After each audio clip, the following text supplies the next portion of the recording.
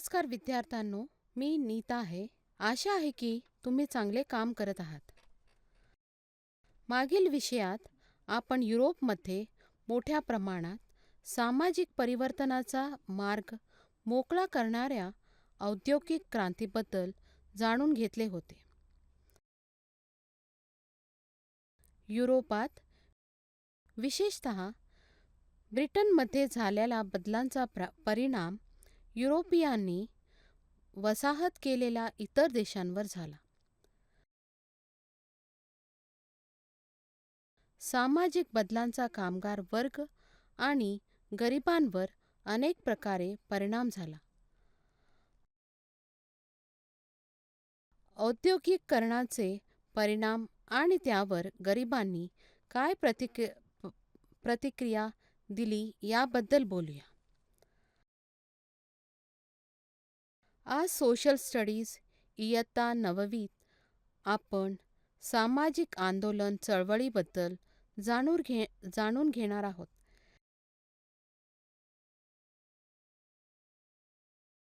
शिकण्याचे परिणाम.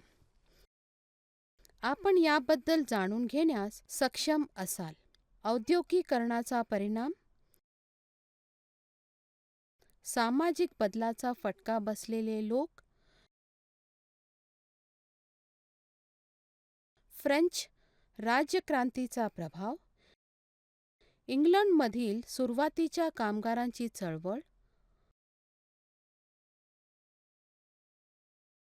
Corn law. Luddism. Keyword. शेतकरी. निम्न सामाजिक दर्जा असलेला गरीब, भूधाकर किंवा शेतमजूर.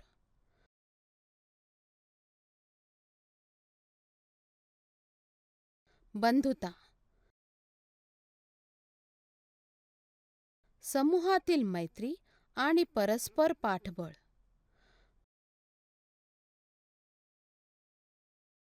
भांडवलदार.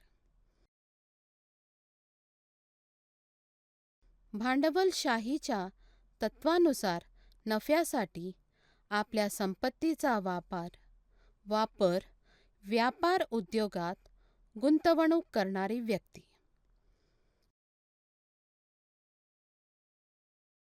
मर्यादित. जागेचे क्षेत्रफळ किंवा आकारमानात मर्यादित.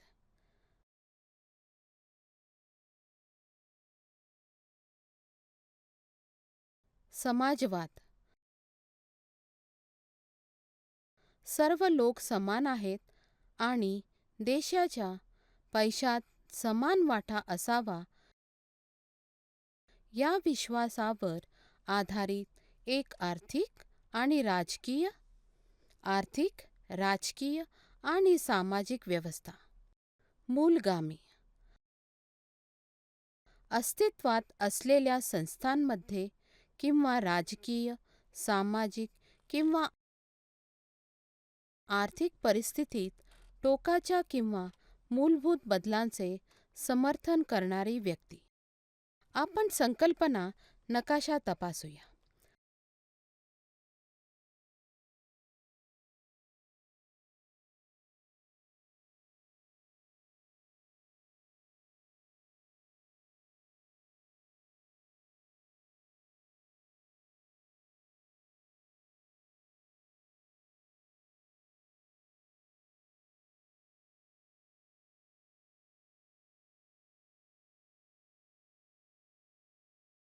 औद्योगिक क्रांतीचे परिणाम. औद्योगिकीकरण आणि राष्ट्रराज्यांच्या उदयाने लोकांचे जीवन अगदी मूलभूत मार्गांनी बदलून टाकले.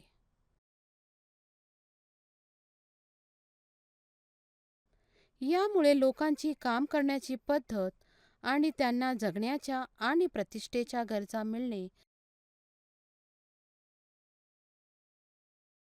त्यांचे काम आणि त्यातील उत्पादने, त्यांचे कुटुंब आणि त्यांच्या शेजारच्या गोष्टींशी असलेले त्यांचे नाते बदलले. बऱ्याच लोकांसाठी विशेषतः गरीब शेतकरी, कारागीर आणि औद्योगिक कामगारांसाठी.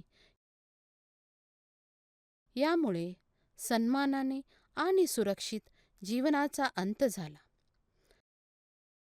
त्यांना आता सहानुभूतीहीन फोरमॅन आणि व्यवस्थापकांच्या नियंत्रणाखाली इतर शेकडो आणि हजारो कामगारांसह कारखान्यांमध्ये काम करणे भाग पडले.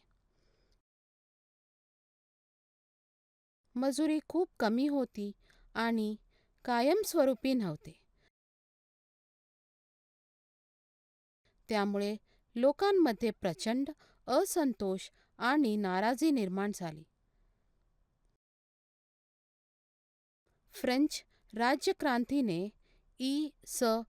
1789 ते 94 जन आंदोलने आणि लोकशाही संस्थांना चालना दिली आणि ब्रेडच्या किंमतीवर नियंत्रण ठेवून स्वातंत्र्य, समता आणि बंधुतेच्या चळवळींना चालना देऊन युद्धांच्या अडचणी कमी केल्या.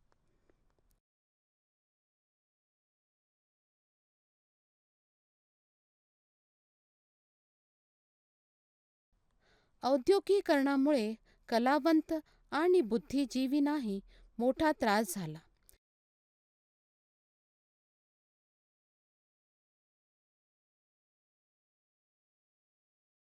शेती किंवा हस्तकला उत्पादनाशी निगडीत मानवी मूल्ये आणि गावांचे सामुदायिक जीवन हरपले.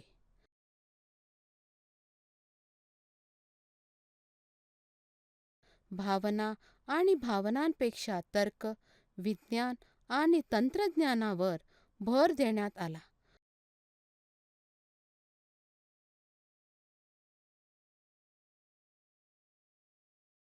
मोठ्या प्रमाणावर होणारे औद्योगिकरण आणि कष्टकरी जनतेच्या दारिद्र्याचा परिणाम लोकांच्या मनावर खोल ठसा उमटवला. औद्योगिकरणामुळे फ्रेंच राज्यक्रांती आणि समाजवादाने प्रेरित होऊन नवे सामाजिक गट निर्माण झाले.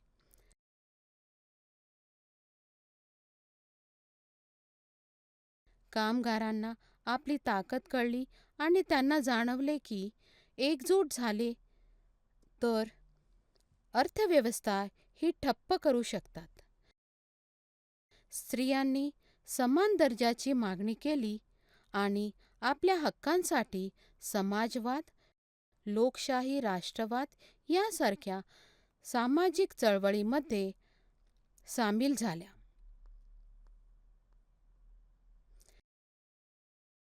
इंग्लंडमधील सुरुवातीच्या कामगार चळवळी. सुरुवातीच्या काही कामगार चळवळीकडे पाहूया आणि त्यांचा आधुनिक जगाच्या वाटचालीवर कसा परिणाम झाला हे समजून घेऊया. इंग्लंडमध्ये कारखान्यांमधील क्रूर कामाच्या परिस्थितीविरोधात राजकीय आंदोलने वाढत होती.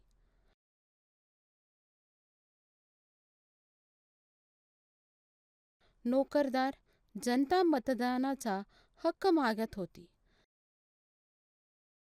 सरकारने त्यांना दडपण्याचा प्रयत्न केला. त्यांनी नवे कायदे केले ज्यामुळे लोकांना आंदोलन करण्याचा अधिकार नाकारला गेला.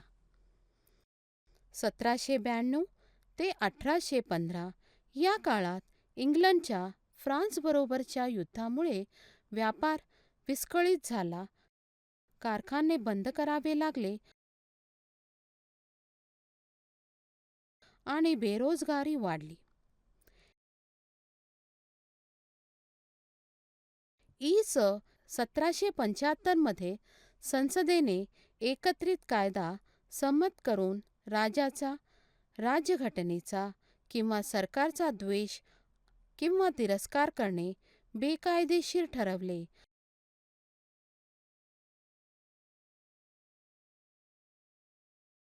आणि 50हून अधिक लोकांच्या जाहीर सभांवर बंदी घातली.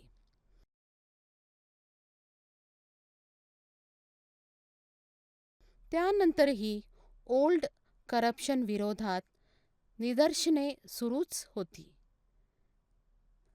जुना भ्रष्टाचार हा शब्द राजेशाही आणि संसदेला असलेल्या विशेषाधिकारांसाठी वापरला जात असे.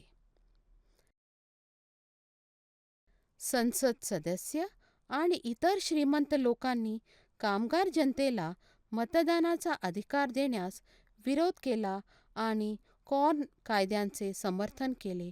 ब्रिटनच्या किमती वाढेपर्यंत स्वस्त अन्न आयात रोखली.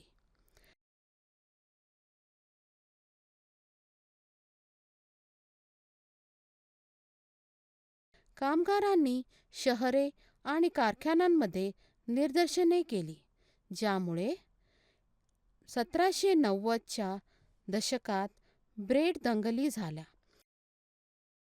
ब्रेड हा गरिबांचा मुख्य पदार्थ होता आणि लोकांनी परवडणाऱ्या किमतीत विकण्यासाठी मोठा साठा ताब्यात घेतला. विशेषतः 1795 मध्ये आणि 1840 पर्यंत चालू राहिला. 1770 दशकात एन्क्लोजर म्हणून ओळखल्या जाणाऱ्या प्रक्रियेमुळे लहान शेती विलीन झाली आणि गरीब ग्रामीण कुटुंबांना त्यांचा फटका बसला. कापूस उद्योगातील यंत्रांनी हातमाग विणकरांना विस्थापित केले. यंत्राच्या तुलनेत संथ कामामुळे दारिद्र्य निर्माण झाले.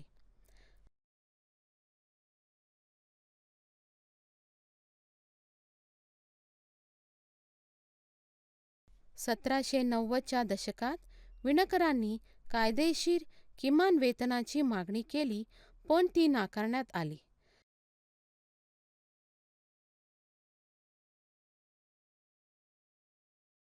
त्यांनी संपावर जाऊन पॉवरलूम, शेअरिंग फ्रेम आणि मळणी यंत्रे उद्ध्वस्त केली.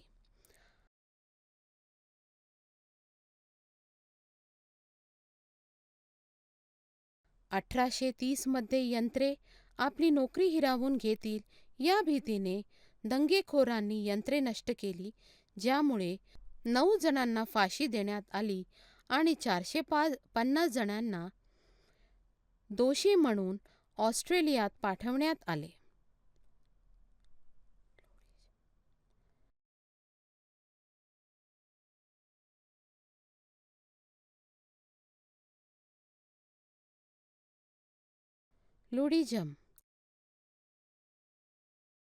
लुडिझम 1811 ते 17 या नावाने ओळखल्या जाणाऱ्या